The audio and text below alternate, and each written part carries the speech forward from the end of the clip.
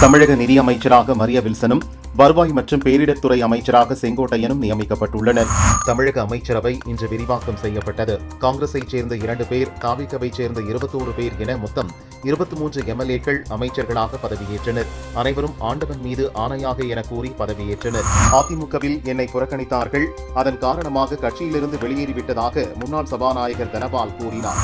Congress MLA Rajeshkumar அமைச்சராக பதவியேற்ற போது காமராஜர் வாழ்க, ராஜீவ் வாழ்க, ராகுல் வாழ்க என்று முழக்கமிட்டார். இதை கேட்ட கவர்னர் ஆர்லேக்கர் இந்த வாசகங்கள் பதவி பிரமாண உறுதிமொழியில் இல்லையே என சிரித்துக் கொண்டே அவரிடம் கூறினார்.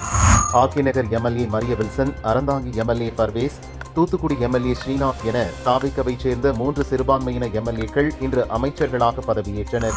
மயிலாடுதுறை ஆச்சால்புரம் சிவலோக தியாகராஜ சுவாமி கோவில் வைகாசி விசாக பெருவிழா கொடியேற்றத்துடன் துவங்கியது.